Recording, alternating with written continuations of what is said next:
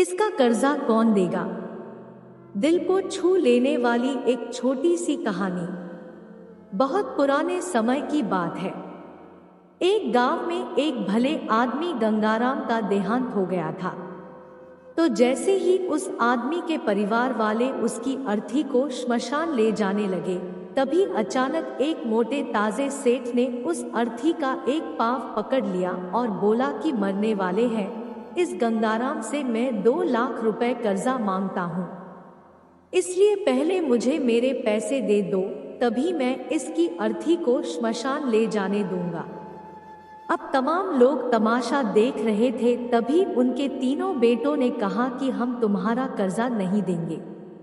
पिताजी का कर्जा पिताजी जाने, और वैसे भी अब वो तो इस दुनिया में ही नहीं है। अगर तुम्हें उनकी अर्थी ले जानी है तो ले जाओ। ये सुनकर पूरा गांव गंगाराम के तीनों बेटों पर तू तू कर रहा था। अब गंगाराम के तीनों बेटे उस कर्जे को देने से पीछे हट गए। तभी गंगाराम के भाइयों ने भी कह दिया कि जब बेटे कर्जा नहीं दे सकते तो हम क्यों किसी का कर्जा भरें। अब गंगाराम की अर्थी को वहां रुके हुए बहुत देर हो गई थी।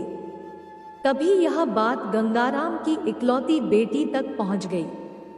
तो वो भागी भागी अपने पिताजी की अर्थी तक पहुंची।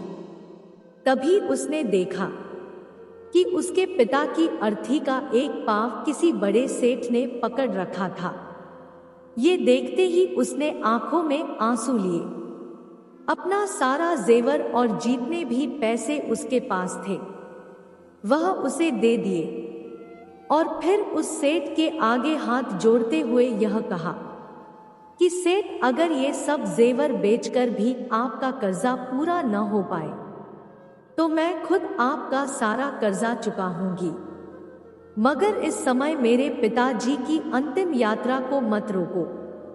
तभी उस सेठ ने गंगाराम की अर्थी का पांव किसी और को पकड़कर उसकी बेटी के पास आकर बोला कि मुझे माफ कर दो बेटी।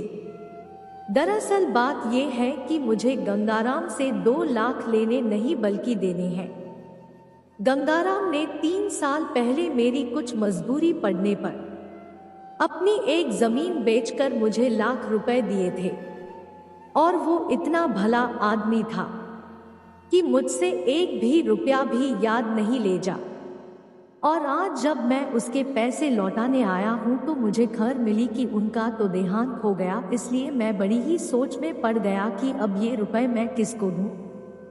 इसलिए मैंने यह खेल खेला ताकि गंगाराम जी के ये 2 लाख रुपए घर के एक ऐसे सदस्य के पास जाएं जो वाकई में उनको प्यार और उनकी इज्जत करता हो। और बेटी, आज तुमने ये भी साबित कर दिया कि अपने माँ बाप को एक बेटे से ज्यादा एक बेटी ही प्यार करती है, इसलिए 2 लाख रुपए मैं तुम्हें सौंपता हूँ।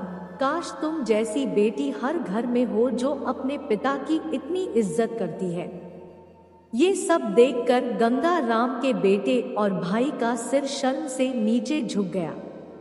वाकई में दोस्तों, ये बात तो एकदम सच है कि एक माता पिता को बेटे से ज्यादा बेटी ही प्यार और इनकी इज्जत करती है।